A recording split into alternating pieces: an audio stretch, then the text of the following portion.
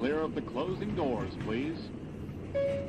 But now it's time to win y'all some money because it's time for week 1 NFL picks. Pete Kennedy and Pat Boyle here to give the overall synopsis of how we do this. We've been doing this for a couple of years. First off, just me and Pat, and then me, Pat, and Mark Shenloogian, and then me, Pat, Mark Shenloogian, and Cody O'Connor. But Pat, this might be like our 4th or 5th year doing this. So happy to be back here talking sports with you as always. We are going to make 3 picks a week.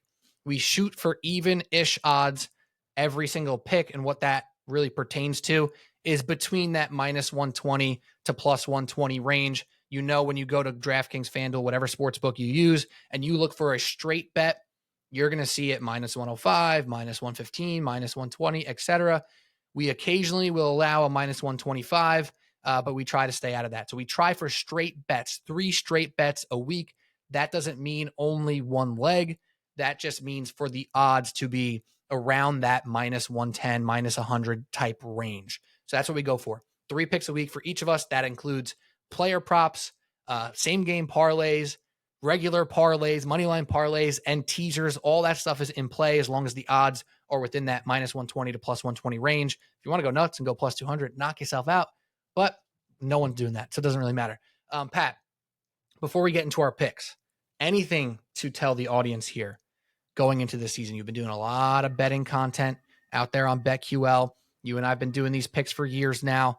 2024 season is upon us. Any, primer thoughts for our audience here before we make our 3 picks? I would just always lean to the under and always lean to the dogs. That's probably my best advice. Best advice I could give to you. When in doubt, take the under. When in doubt, take the dog. Take the points. So you wouldn't advise people to do 4-leg 14-point teasers every week at minus 120? That is all jokes aside about our buddy Shen, who I know isn't listening to this, so we can, aim and fire away here. Mahomes to throw 1 touchdown at minus 1,000 odds just to get it from minus 140 to minus 125. How could it lose? And then it loses every week. No, I would just say, and avoid parlays as much as you can. They're the devil, right? Parlays, mama said parlays are the devil. They are, right? Because you can nail 2 games. You can nail them. You can nail the underdog. You can nail an outright, underdog winner. Like you tease them up 7 points, because you're like, maybe they do, maybe they don't. Nail both those games, and then the one game where you're like, a home favorite 4.5. This line seems kind of off. Like I feel like they should be a touchdown favorite. Sure, I'll take a money line here just to get this to like plus 150 or plus. And then that game ends up being a whiff because of some unforeseen circumstance. Like quarterback gets hurt, or, again, how many quarterbacks got hurt last year? So like, just realize that probably wasn't an anomaly, right? There's probably a bunch of quarterbacks that get hurt again this year, right? And it's going to happen. It's football. It's the nature of the beast. So I would just say, always try to stay to straight bets if you can. And I've even in the years past, I'm like, all right, I think I've got this game nailed. I'll go the Patty B same game parlay, the same game teaser special. Give me, whereas I'm just looking at the first game I see here, Colts plus 3 and the over under is 48.5 with the Texans Colts. Give me Colts plus 7.5 and I'll get the under up to 54.5. What did that, Pete? What was I, 50% on that last year? Yeah, maybe.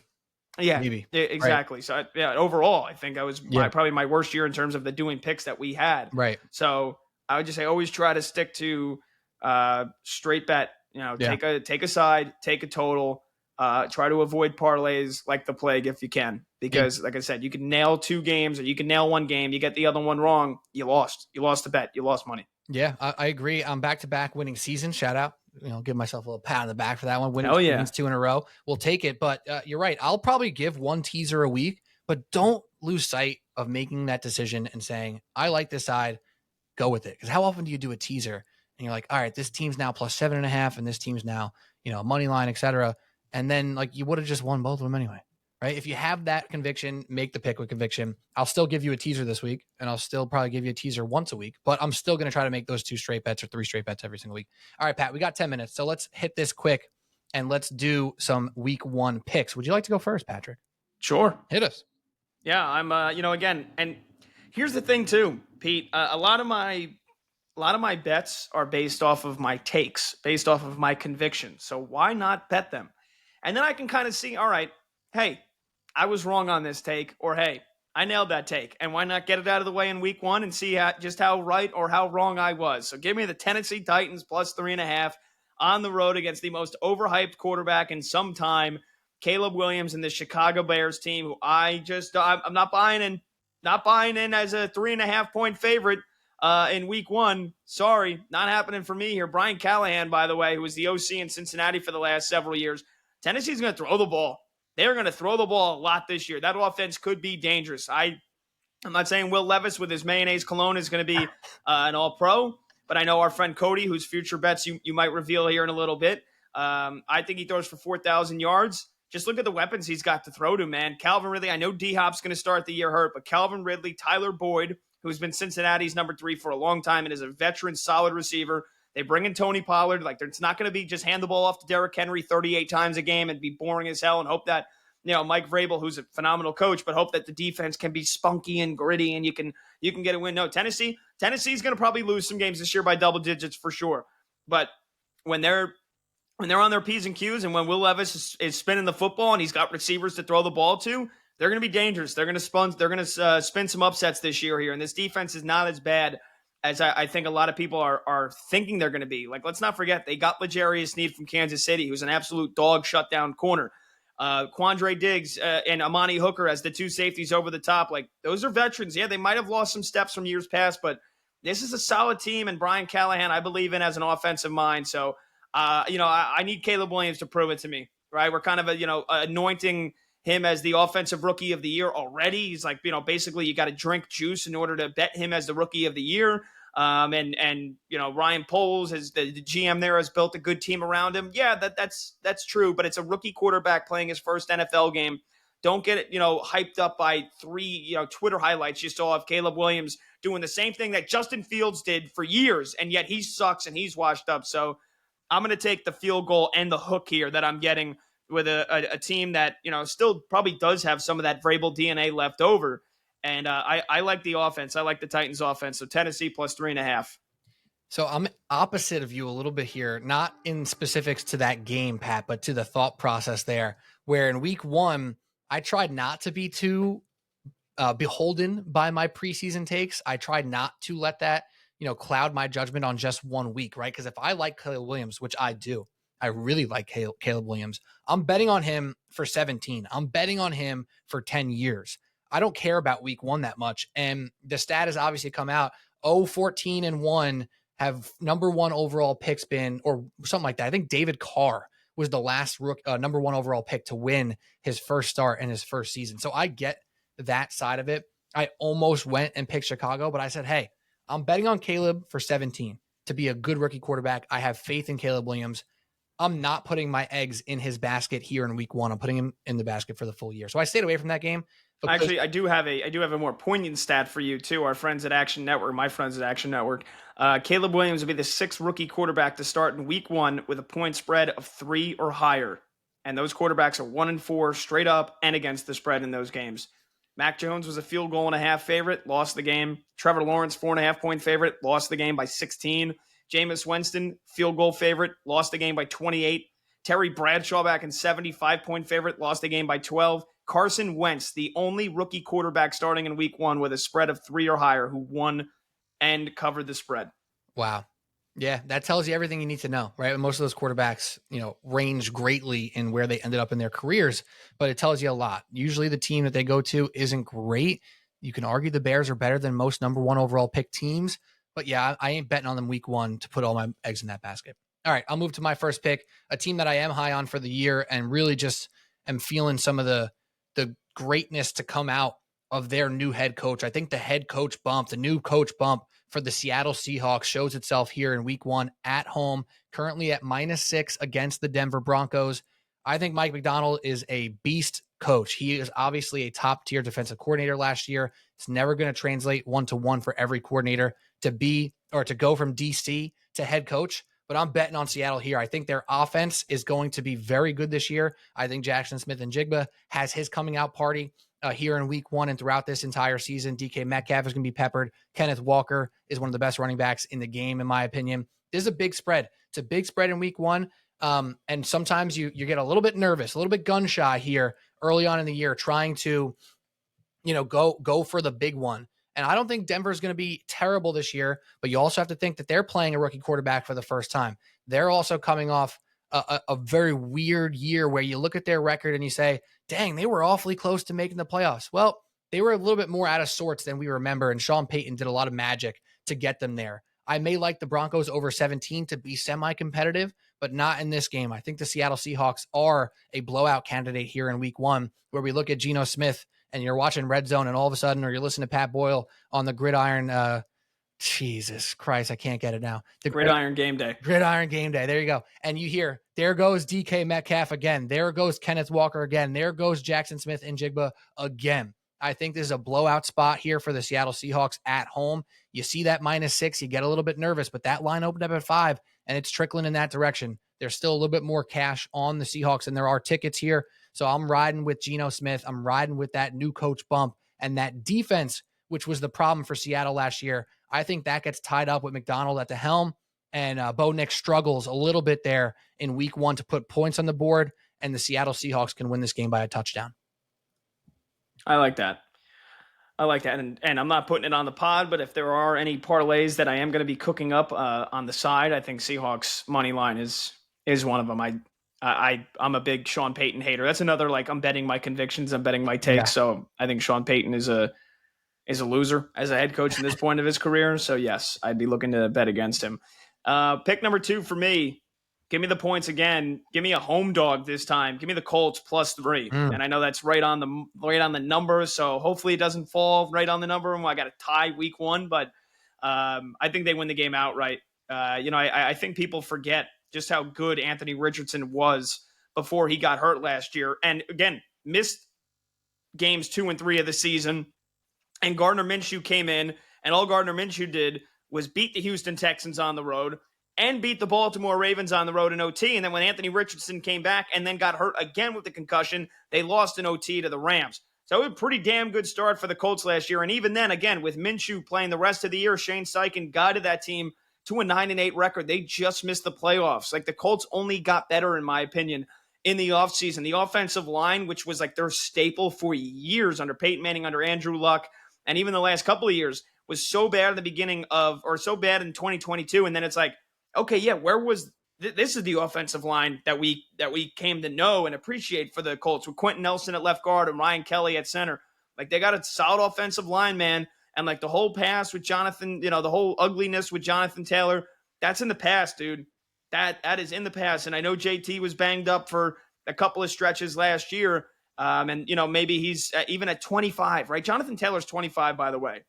Like, if you would have told me, how old is Jonathan Taylor? I'd be like, I don't know, 29, 30. Dude's 25. He's still got plenty of miles in the tank, man. So, like, let's not forget how good that run game is going to be. And I also love the Trey Sermon as his backup in case things do go wrong with Jonathan Taylor. I think that's a really good backup running back 2 option for them. But Michael Pittman took a gigantic step forward last year. A.D. Mitchell, I love the rookie out of Texas. And this defense, again, it's been feast or famine for the last couple of years. Probably still going to be the same. They'll probably give up a ton of yards to the Texans, but I expect a turnover or 2. I expect some red zone stops, forcing the Texans to field goals, stalling their drives. And again, the big thing for me is I love Anthony Richardson. I took him in fantasy. I took him round 5 in my fantasy league. The dude is an absolute dog, and what he can do with running the football. He averaged 7 yards per carry running the football in his first couple of games here. So I think that was the stat I had. Yeah, averaged a QB high 7 yards per carry. So we know if he stays healthy, I think the Colts can be a wild card team in the AFC. I think they could win the AFC South, but I'm a big disbeliever in Trevor Lawrence and the Jacksonville Jaguars. I think the Colts at worst are the second best team in the AFC South. And again, week 1 at home, and they're catching 3.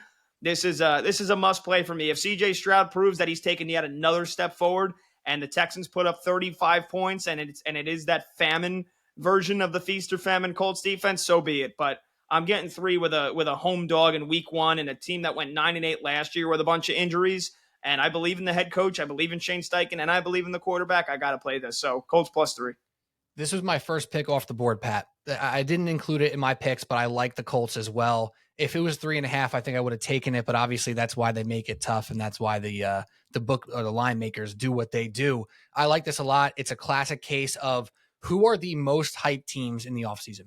Every year, tried and true, you look at those super hyped teams, the Texans, the Packers, the Lions in this case, coming into this year, and you go, one of those teams is going to fall. One of these guys, and it may not mean they're going to stink all year. It may not mean they're going to be bad for 17 games. However, one of these hype teams is going to fall here in week 1. If you think it's going to be the Texans, I kind of agree with you. I think the Colts are a great matchup there, especially if they could run the ball and kind of control the clock at home a little bit there. Obviously, the Packers being on that Friday game in Brazil, people might be listening to this after it came out. I wasn't touching that game with a 10-foot pole down there in Brazil with the players like not even leaving their hotel rooms. Very strange. I ain't touching it. The Packers are 2-point underdogs there. But that Texans game stood out to me. I saw it very clearly. And again, I mentioned this before. There's only 2 home dogs this week, Pat. So you picked one of them. I like it a lot. I would have been the same if I didn't find one other pick I liked better. They're my first pick off the board. All right, my second pick. I'm going crazy here, Pat.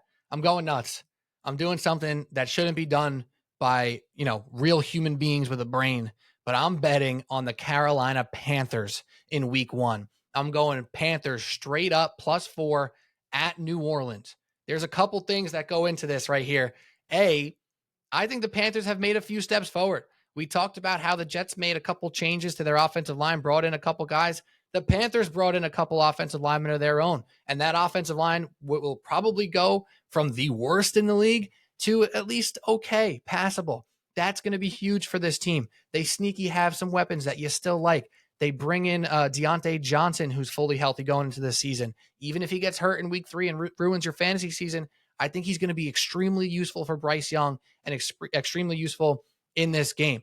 The Saints defense is not what they were a couple of years back. The Saints offense is not consistently putting points on the board. And the big thing here, I think Saints people are done with Derek Carr. They have no faith in him. I don't think this home crowd's going to be locked in on Derek Carr and how they're going. If something goes wrong early in this game, the Panthers are absolutely in it.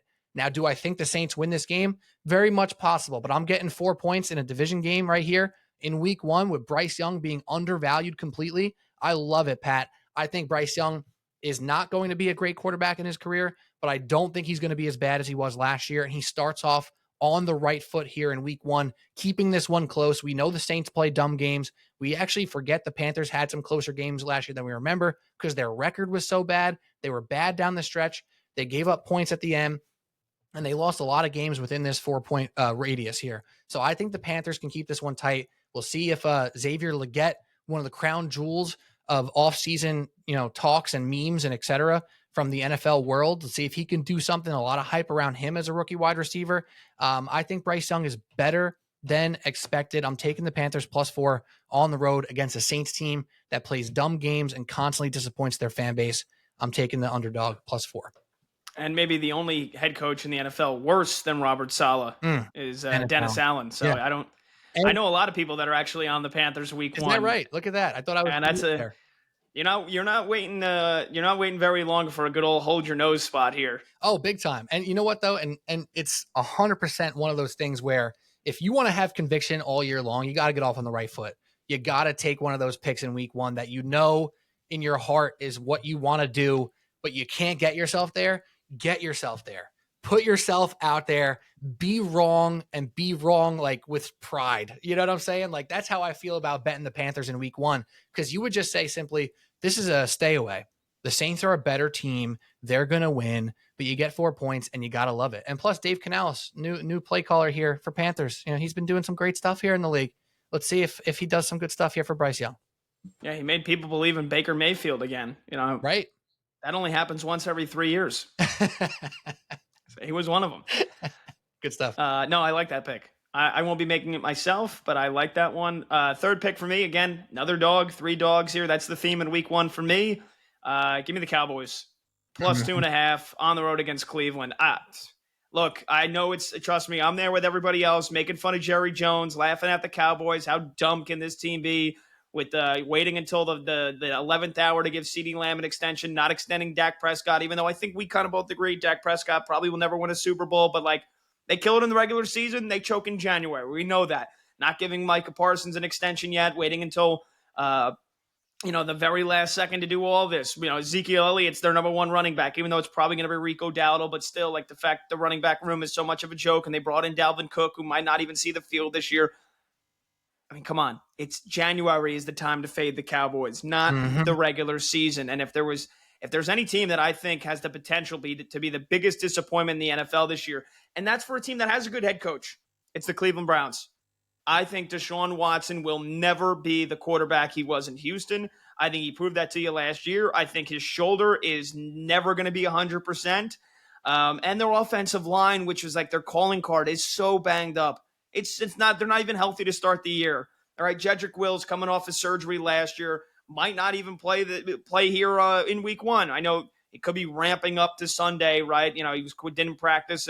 I think on Thursday. Jack Conklin, who's off the PUP list, is probably going to play week one. But those are two guys. They're two bookend tackles coming off of ACL or coming off of knee surgeries.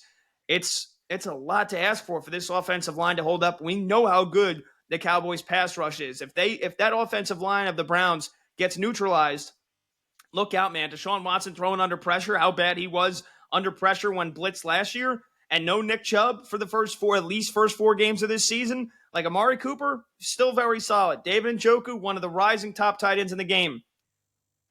Do we think Jerry Jeudy is all of a sudden a good receiver? Do we think Elijah Moore is all of a sudden a good receiver here?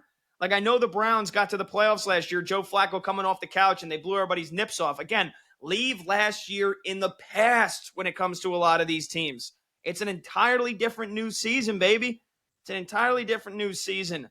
I don't think the Browns are again, take the home field's worth 3 points. I don't think the Browns in this game are 2.5 points better than the Cowboys, knowing what we know about the Cowboys. And sure, there's going to be some teams that come out and just lay an egg in week one, because that's what the NFL has conditioned us to.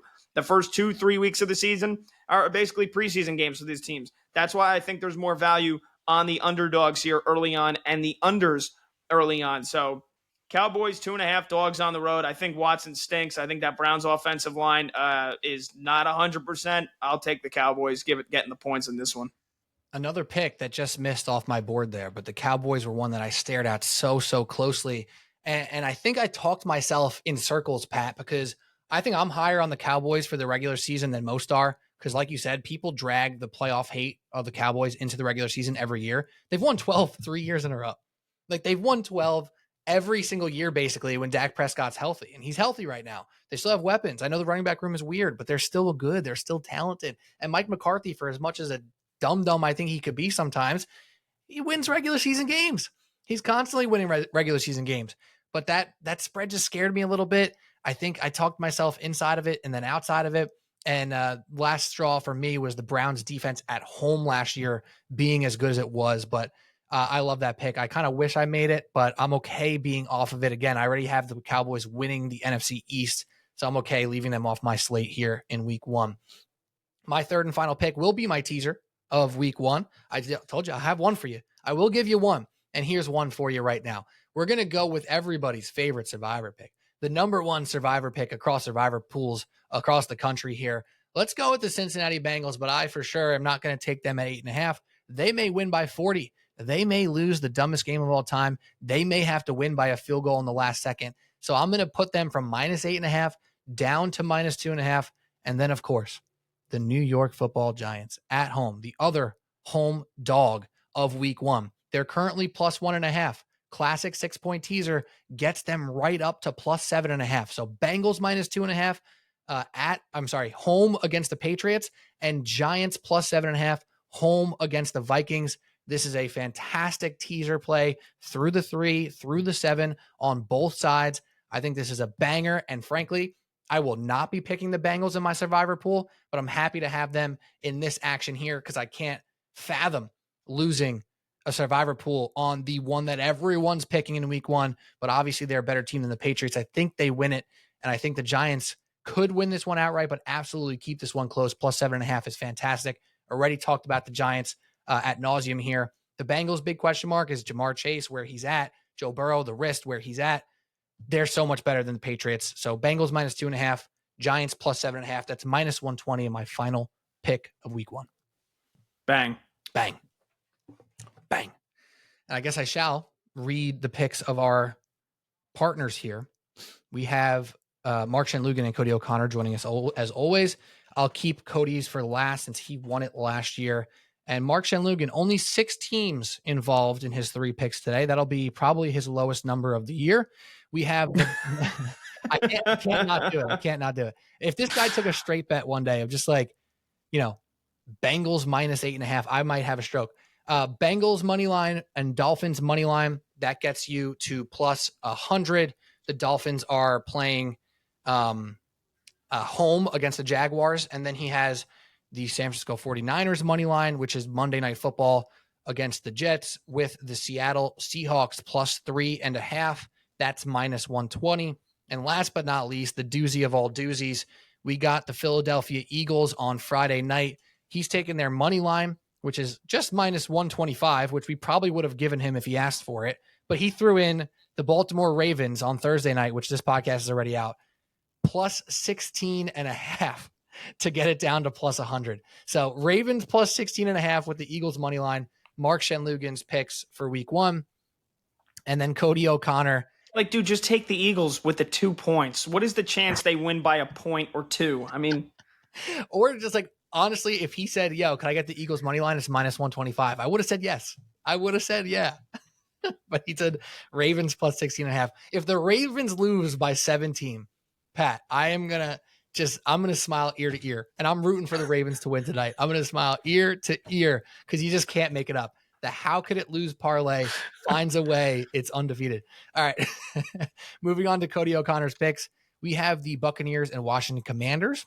Cody went over 42.5 on his first pick of the year and over on Commanders Bucks in week 1 by Cody O'Connor. And then he goes with the Los Angeles Rams plus 3.5. That is the Sunday night game at the Detroit Lions. It's actually, I might have to give Cody O'Connor 4.5 here. I'm going to give him the 4.5 since he would have changed it by the time we recorded. So Rams plus 4.5 at the Detroit Lions.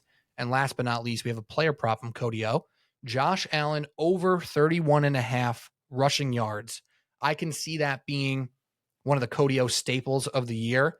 When he finds a prop that hits, he likes it. And I think Josh Allen might be running a little bit here. I think I like the Josh Allen rushing touchdowns this year as well. But Cody O'Connor over 42.5 in the Bucks and Washington game, 4.5 plus 4.5 for the Rams at the Lions, and then Josh Allen over rushing yards 31.5. And that's all. Time to ride. That's all. Time to ride, baby. That's it, man. Good stuff, Pat. To reiterate, Pat has the Titans plus 3.5, Colts plus 3, Cowboys plus 2.5. I have the Seahawks minus 6, Panthers plus 4, Bengals Giants 6-point teaser. That's it. That's week 1. That's a Jets and Giants preview. That's week 1 picks. We'll be here all year. Check out Pat Boyle on the Infinity Sports Network. And for everyone listening on Radio Garden State right now, you want to support New Jersey. That's why you listen to Radio Garden State. Support one of Jersey's own and Pat Boyle. Check him out on social at Pat Boyle 44 and on the radio, Infinity Sports Network, the Gridiron Game Day, and of course, Subway Sports Talk right here at Subway Sports Talk on all your social medias, as well as Apple Podcast app, Spotify, YouTube, the whole 9. We appreciate you all the same. Cheers. Happy football. We're back, baby. We'll talk to you soon.